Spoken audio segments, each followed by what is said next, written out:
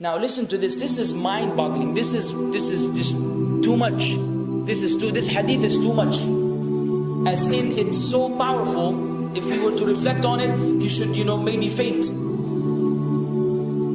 When Allah loves a slave, He calls on Jabreel. Who's Jabreel? You know who Jabreel is? The greatest of the malaika, as far as Ahl Sunnah wal Jama'ah. The one whom when the Prophet ﷺ saw, he fainted alayhi salatu wasalam, because of his wings had covered the horizon. Jabreel, the angel who's responsible for the most virtuous thing, which is conveying the revelation from Allah to the messengers of Allah. Jabreel, and what do you know about Jabreel? Allah said, whoever is adu, whoever is an enemy to Jabreel, then Allah is the enemy to the disbelievers. Allah defended Jabreel in the Quran. Jabreel,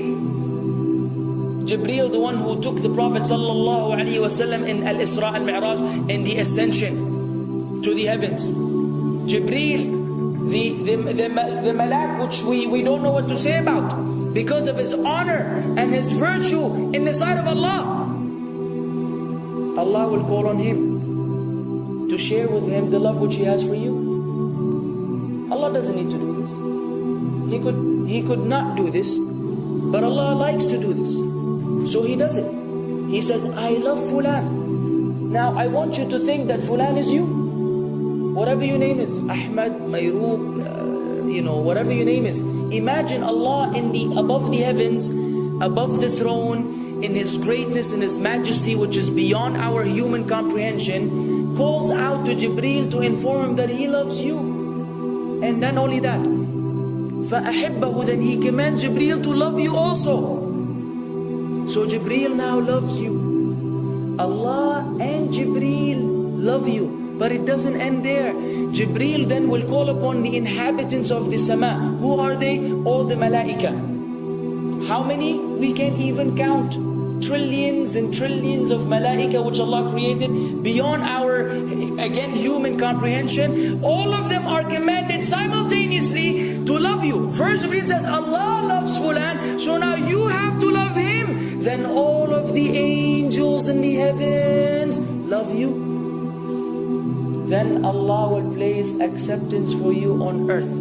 So people will love you. Not everyone. You may be saying, why do I have enemies? People who love the Sunnah will love you. The people who love Allah and His Messenger will love you.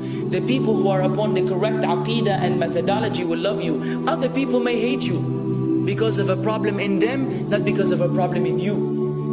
Because you may say, well, this fasiq, this evil, disobedient person doesn't love me. Don't expect him to love you. He loves people like himself. Who will love you? Righteous people. Righteous people. Well, they don't know why. They don't even know why. You've never even given them $1 or a riyal or a pound. You've never done anything for them. Maybe you scream at them. Maybe you do other things. It's Allah. Why? Because Allah had loved you first, then Jabreel had loved you first, then the malaika loved you afterwards, then Allah put acceptance for you on earth, so people have no choice but to love you. We ask Allah to make us among them. Now what better than that? What else do you want? What else do you want? What?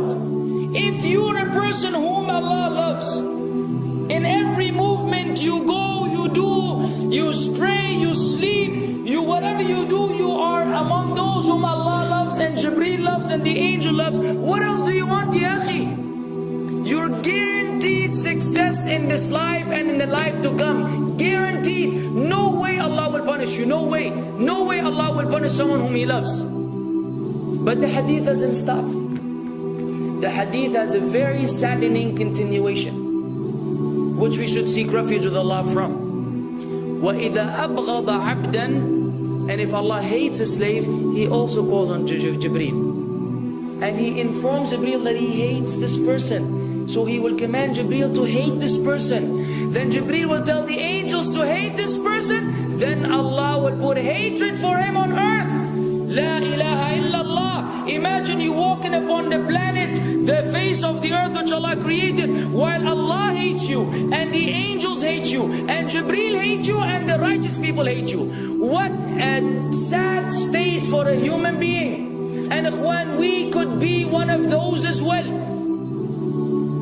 If you are prideful, arrogant, you are qualified for this hatred, because Allah does not love kulla mutakabbirin jabbar. Allah does not love the arrogant, the prideful. If you go against the sunnah, then Allah does not love those who go against the sunnah. If you don't observe taqwa, and you don't observe ihsan, and you don't observe tawbah and tatahur, then again we are disqualified. If you, many things which we can mention, many things which will bring about Allah's hatred and deprive us of Allah's love. It's a very sensitive situation, meaning right now, you have to be one of these two. Either Allah loves you or He doesn't. But there's always good news even for those people whom we can be amongst. It's not too late because you're alive.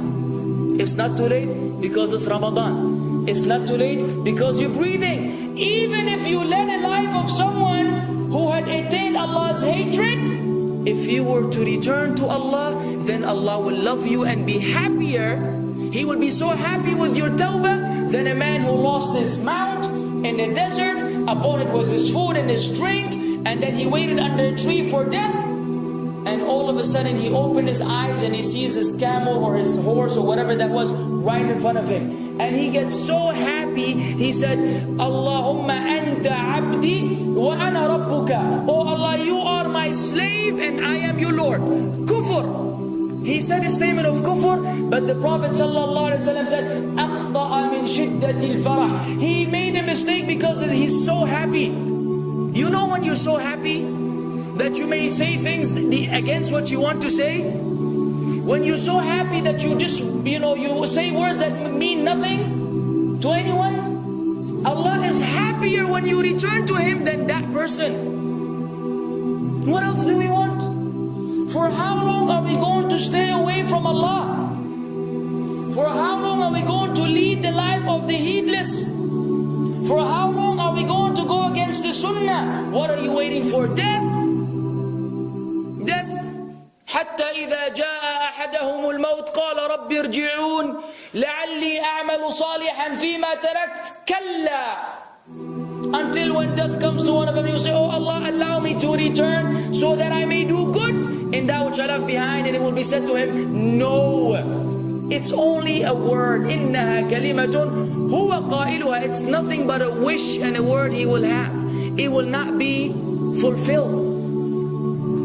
Let us not wait for death, ya akhwan.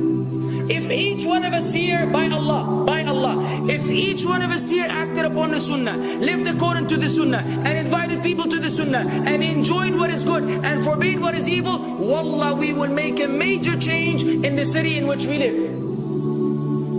And if Muslims here and this all over the world had that same attitude, then we will change the condition of the whole ummah. So no enemy can come and play games with us. We will squash them, all of them. Because Allah will defend. إِن تَنْصُرُ اللَّهِ يَنْصُرْكُمْ وَيُثَبِّتْ أَقْدَامَكُمْ. If you aid Allah's deen, Allah will aid you and will keep your feet firm. But we don't even live according to the sunnah, let alone be given victory over the enemies. So we're being humiliated in everywhere we go in the world. So let us make that change. Now that Ramadan is here, now that you've been given this sudden inclination towards good, if we don't succeed, if we don't take advantage of this month, wallahi, we are losers. If Ramadan ends and you are the same way you were before Ramadan began, then one of us is a loser. If we don't return to Allah after Ramadan, then we are losers as well. So tonight, bi'idhnillah, always on our mind, attaining Allah's love, acquiring Allah's love, fetching for the sunnah, and acting upon it whenever we're able to do so.